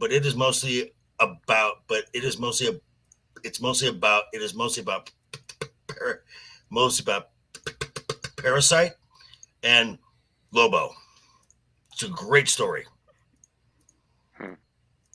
Speaking of smaller characters, who's excited about Craven? No. That? I haven't even looked at the trailer. Looks terrible. Craven doesn't work without Spider-Man. No, it doesn't. Right. It doesn't. His whole shtick is that he's the greatest hunter ever, and he's bored because he can kill pretty much anything with his bare hands, and he's tired of the usual prey, and then he hears about the Spider-Man of New York, and so he comes to New York to hunt what he perceives as the ultimate prey, which he continues to believe because Spider-Man continues to best him. And as a matter of fact, there was a fantastic story in the 80s called Craven's Last Hunt that is tragic as hell. Great story. It's amazing. But it doesn't work. And I guarantee they're going to put member berries from that story in this, which, again, does not work without Spider-Man. I agree. And the fact that Craven, from what we see in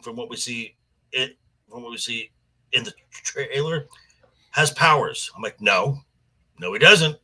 He has no powers. No, he does a little bit of a Dr. and Jekyll thing with elixirs, but he doesn't have any powers himself. No, he's drugged up. And he's got all kinds of tricks and weapons and that sort of thing. And he is, like Batman, at the peak of human physical conditioning. That is true, but it's human. Right. And Spider-Man is superhuman. I also wonder if they would bother to reference in any way his lifelong friendship with the Chameleon. You know, who's also a very important character in Kraven's story. You know, who went a little mad when Kraven died and went on this like vengeance quest against Spider-Man because he blamed him for Kraven's death. I mean, there's some really good stuff to pull from here, and I promise you, they're going to take bits and pieces because of member berries, and leave the rest on the cutting room floor, and it's going to be a mess. No problem with the casting. I honestly think Aaron Taylor Johnson's great for the role, but I think that you can't introduce this character without Spider-Man, because his whole origin, like Morbius even, you know, for example, depends on Spider-Man. Venom doesn't happen without Spider-Man in the Secret Wars. You know, it's just right. And Outpost Nerd, it's a Sony flick, which is weird because when Sony does their own films, they suck. When Sony distributes a Spider-Man film and lets Marvel do all the work, they're good films. It almost makes me think that it's because Marvel Studios is like, well, technically we're working for somebody else, so we actually want to make it better than the normal dribble. No, I think what it is, because at least with No Way Home, they had a window that they could not wiggle out of. It was 10 months. 10 months, shoot, edit, get it done. So they didn't have time to, well, let's rework the script this way. Let's do a reshoot on this just to maybe see if we can add this in here. And so he's like, no, this is your time. This is your time frame. This is because we are paying you. This is the private sector. We expect results. Mm-hmm. Yeah. And I got so in the chat, like there have been comparisons to Geralt and like a knockoff Bane. Kraven predates both of those characters by decades. Yep. Kraven's been around for a long time. He's been around, I think, since the late 1960s. Mm-hmm. You know, well, I would argue that those characters probably drew inspiration from him, not the other way around. Isn't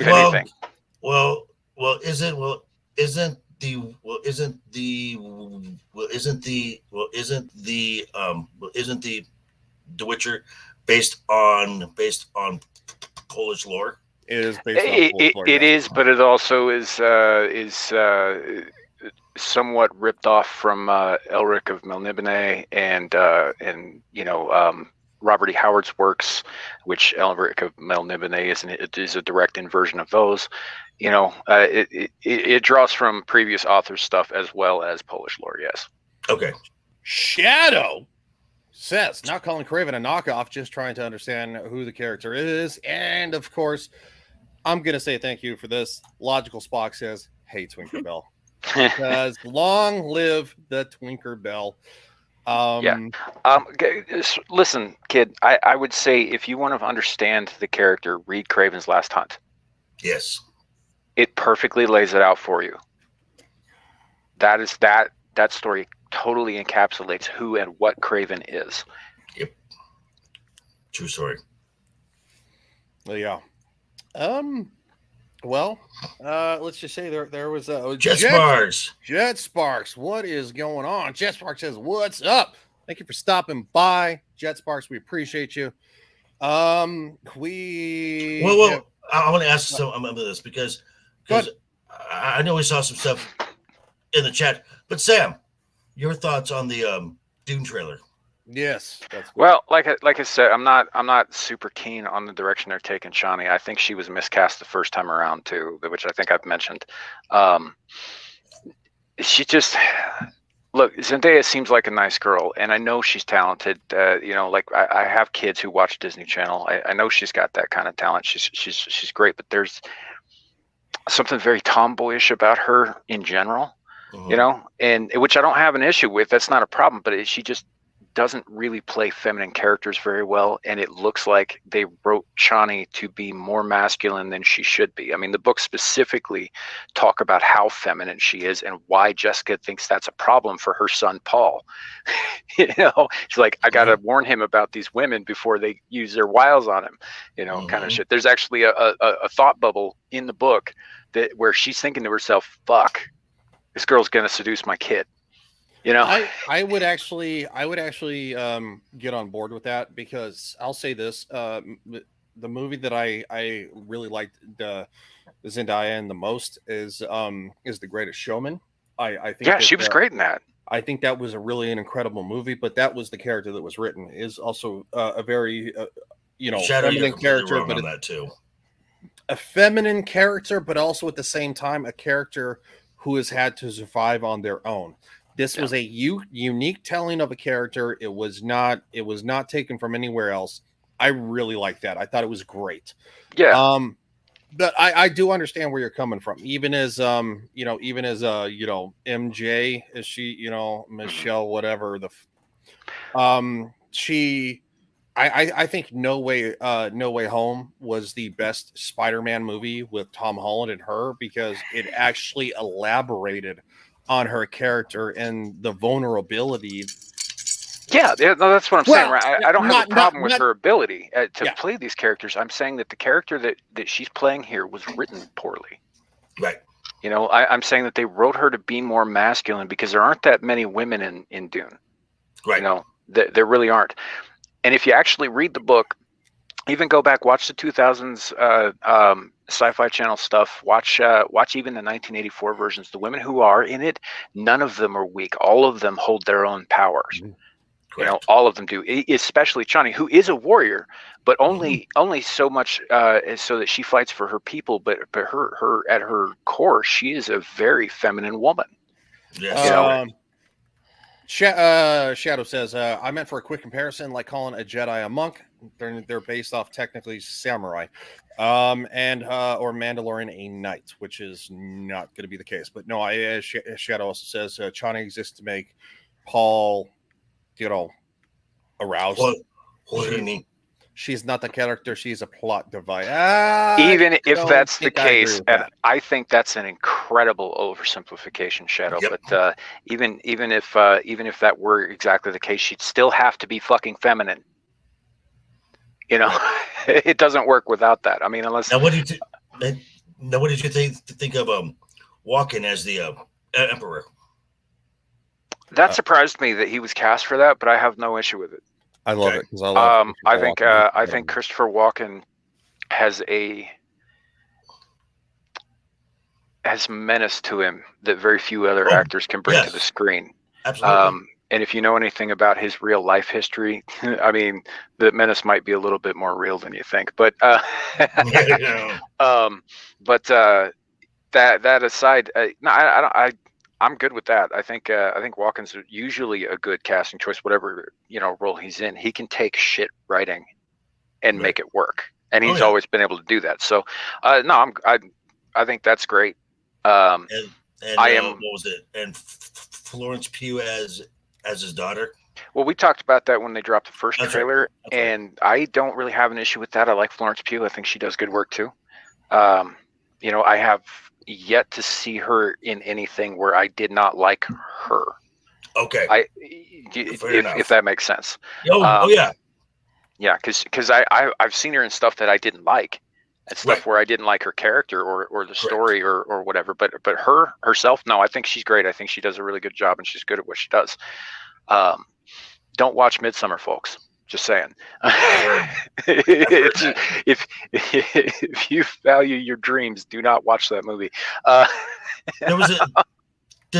There was one film she did where she's what's it? It's like Victorian England or something, and she's the wife of a plantation owner. I forget the name of the film. I don't think I saw that one. But she was very good in it. So I don't have any real problems with any of the castings except for what has been previously mentioned, and which I talked about when you know, in the past. I don't think Zendaya is right for this role, but it's too late. It's coming out, so I'm gonna have to suck it up, I think. But overall, I think that the trailers for this half of the story are much more engaging and much more entertaining than the trailers were for the first half. I think they're really focusing on ramping up the story in the trailers so far. When the first one came out, all they did was they're just like, oh, look at the spectacle, look at all these, as I said in the chat earlier, Kubrick-esque shots. And which, by the way, for those of you who don't know, I fucking hate Stanley Kubrick. 2001: A Space Odyssey is 3 hours of shit floating in space to classical music. Oh God, that's another one. That's it. That's the whole fucking Another movie. one for Cat the Hijabi Gamer. $2 from Mike H. He says cheers. Give it applause. You have made No. Cat blush and Say we thank you, love Cat. Thank you, Cat. It's pretty. Jesus. Time for an applause. Yeah. Hold on. We'll do it after this. Oh God. Here. Why are you putting me on? Why are you? Oh God. Why are you putting me on the main one? No. He says you're welcome. We just like to watch you squirm. Yeah, Why?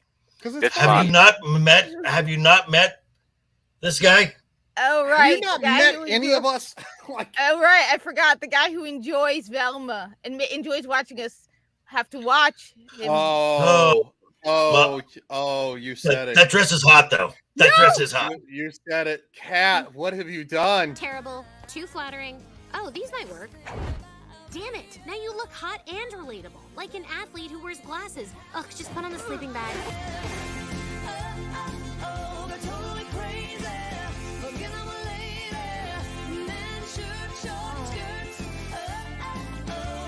How do we do our hair? Wet bun or cut it, baby.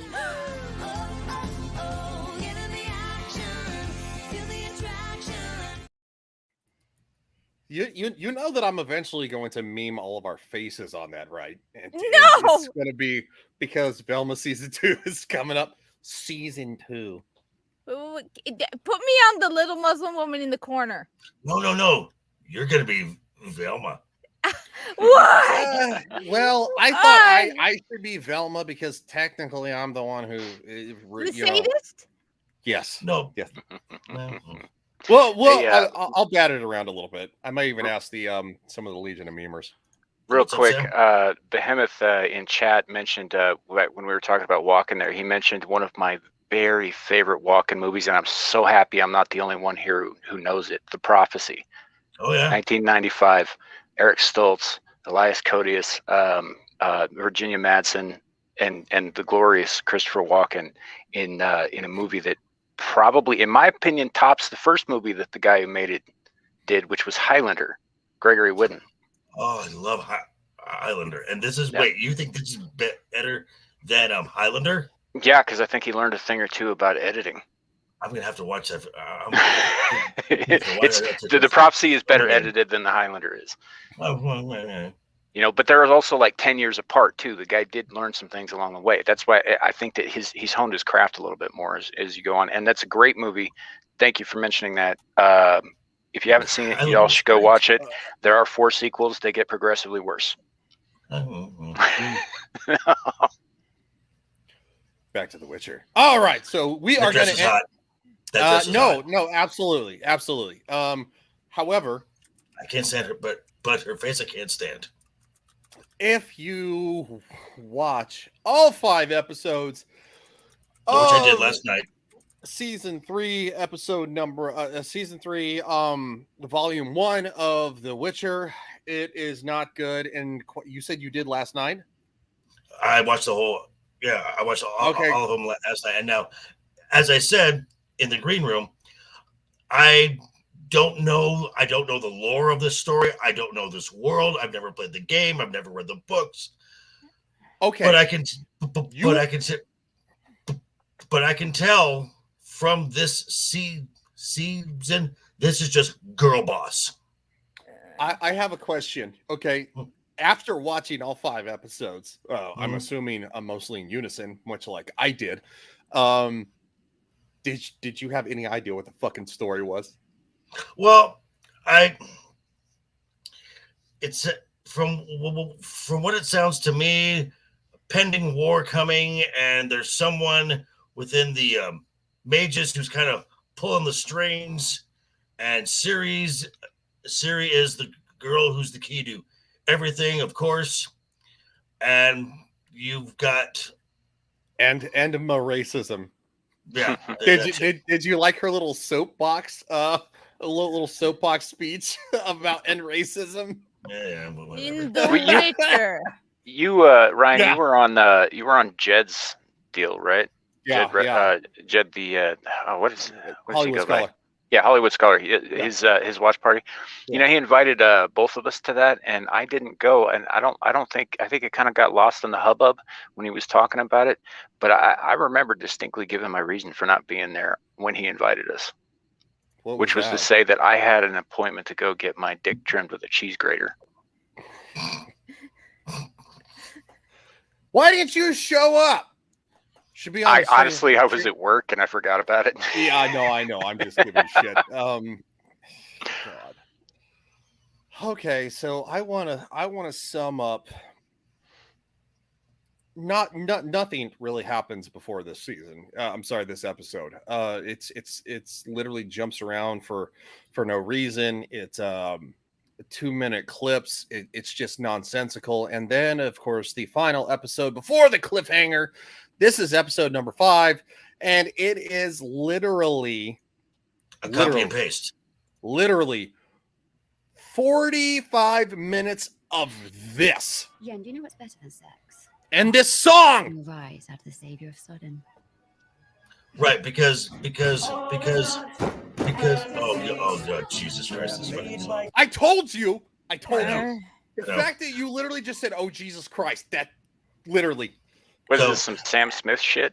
Yes. And it plays out the events of the night, and then they replay it, but add a little context in here and there. But it's basically you're watching the same 20-minute episode twice. I would even argue probably 3.5 times. That seems redundant.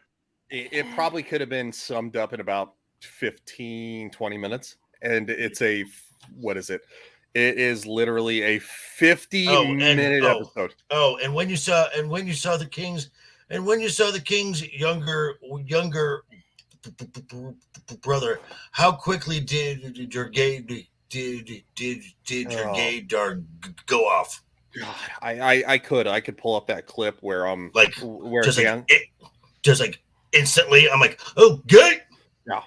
And of course, Yes Gear, also known as Dandelion or the Sandpiper, he is now bisexual, and of course, he has supposedly this gay romance with the King's brother Ravenada or something, Renier or something like that. Yeah, I'll have to look Ravenada or something like that. But no, literally, I backed it up for this reason because. Remember the phrase, all is not what it seems, because they repeat that about 587,000 times. This one episode! All is not as it seems. They're made by day, her lips are sweet. Her words are gentle to weave. Okay, I can stop now. Yeah. No.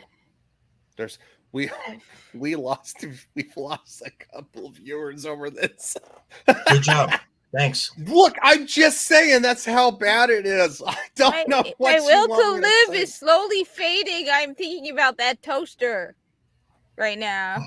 You keep your mitts off my toaster. Now I got my own toaster. I can get one myself. And Sam, from what you said about your dating life, you might want to keep toasters out of your house. It happened one time, man. One time. I'm just saying. But Samuel. Yes. You're being discriminatory. You know why? Because women have feelings now. Times are changing. Ladies can do stuff now. And you're going to have to learn how to deal with that.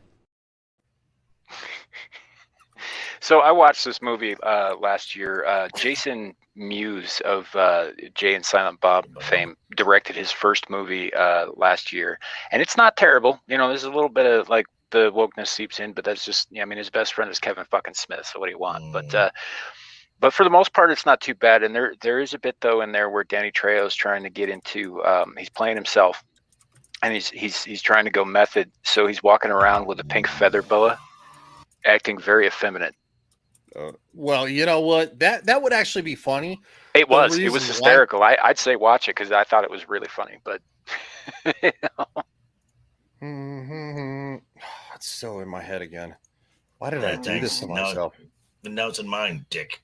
All is not as it Stop seems. singing it or it'll get into my head too. Oh, watch the final episode and they No, replay it no, over and I have Netflix. and over No, and over and You know over. that was the point, right? To get it in your head And- so it wouldn't leave. And Dermy actually just tweeted last night because he was actually a part of that stream. He came literally during He came? That's gross. he came. No, he hopped in literally like a quarter of the way through the fourth episode, and by the Outpost nerd said, "Why did you do that to us?" Oh, Wow. Wow.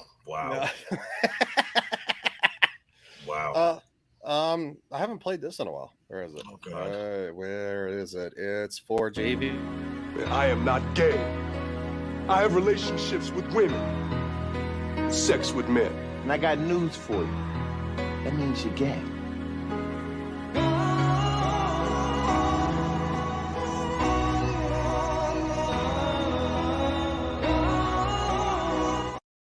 You played that last week. Yeah, well, did I? Yes. I don't remember. I've slept twice since then. On a scale of like Jim Dangle to Liberace, how gay is he? Wow. I would probably go with that's a hard question. Because I'm definitely not Rock Hudson gay, because Rock Hudson is Closet. Yeah, very closet, very attractive man.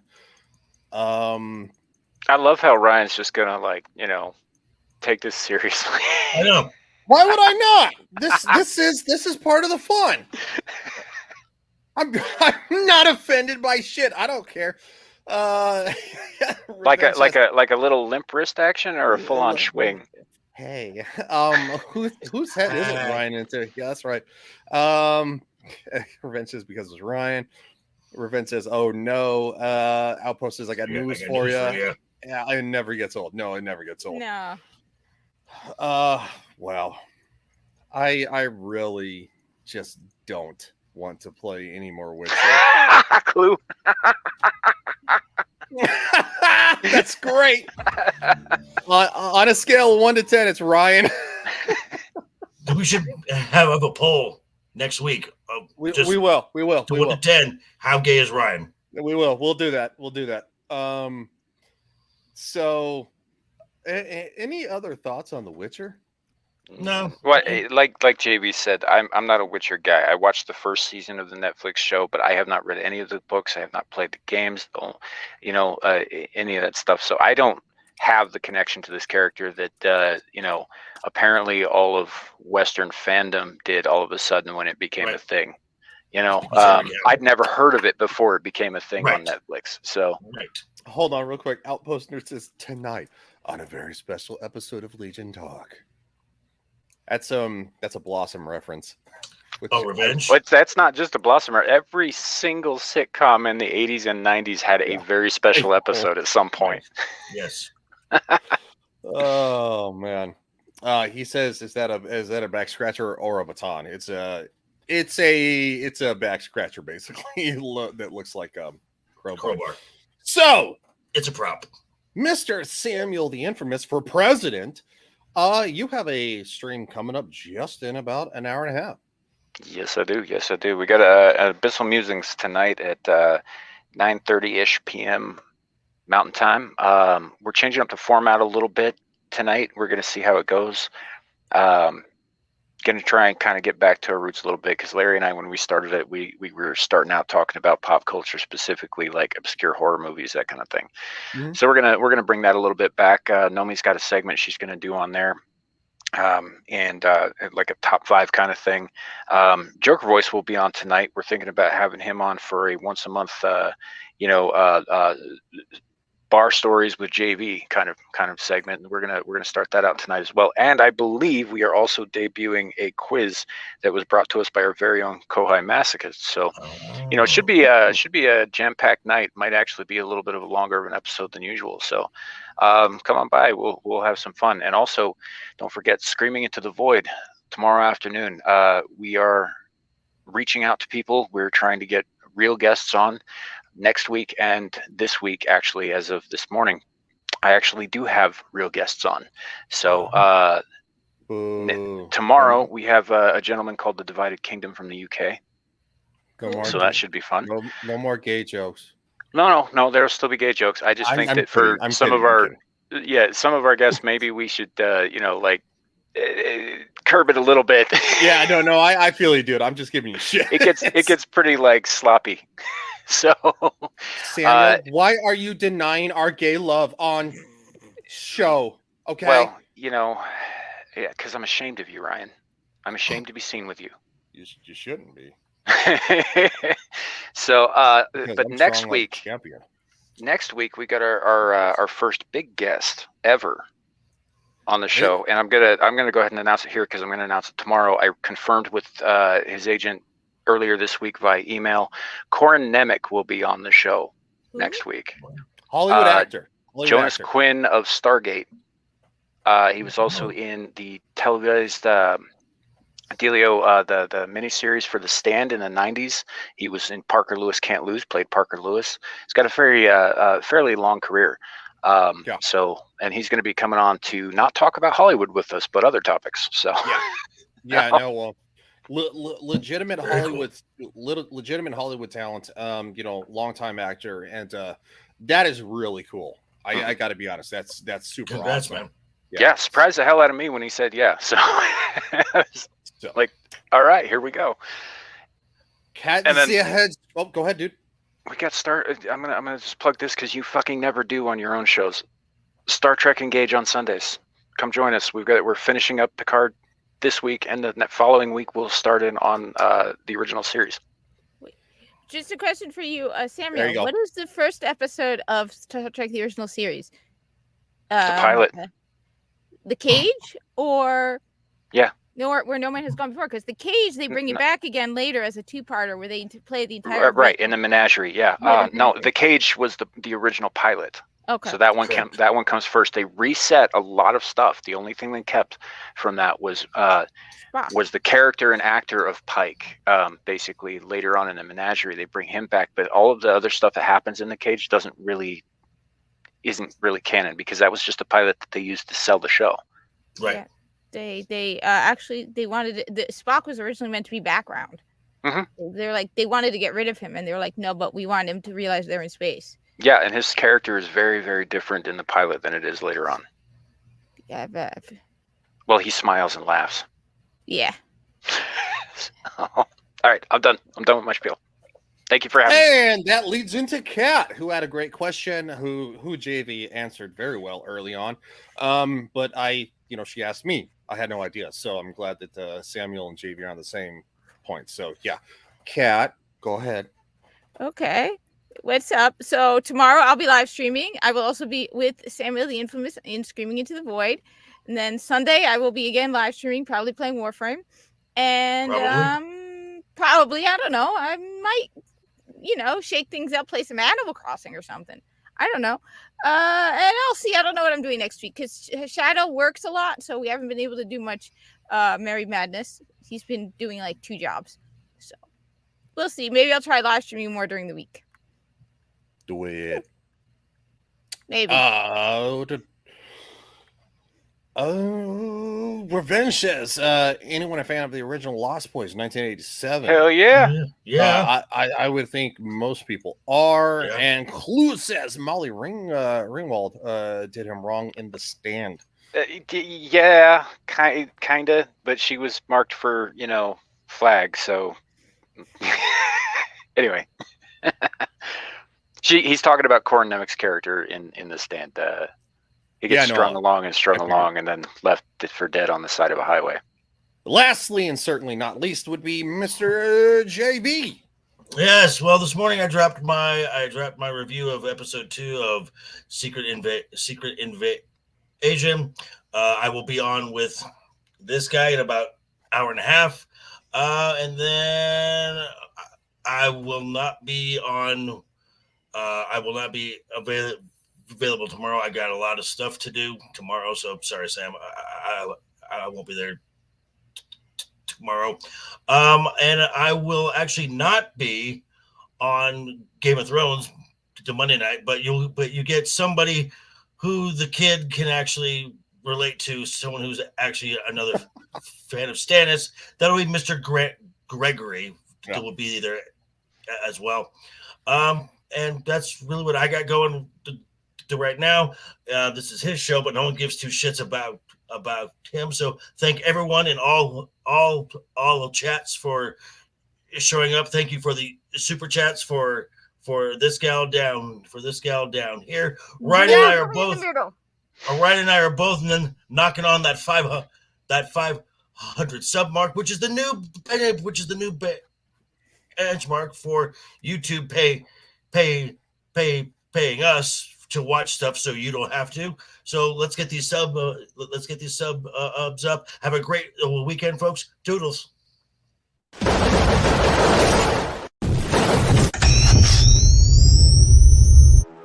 Maybe I am insane.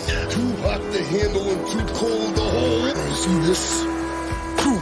Right there in the mouth! Macho Man Randy Savage of the Ultimate Warrior and the forces of Hulkamania that I have seen great strides before. What you gonna do when Hulkamania and the Ultimate Warrior? How about getting your foot off my shoulder?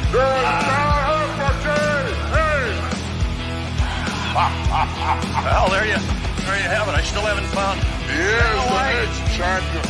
Don't worry about Vanna White.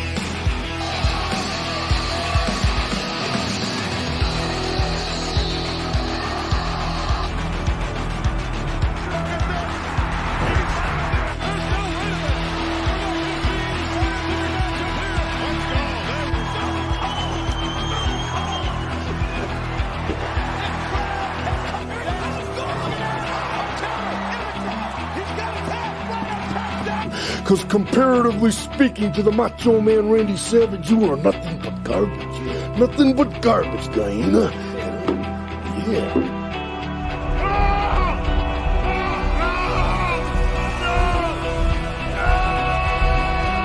Oh, yeah! Dig it!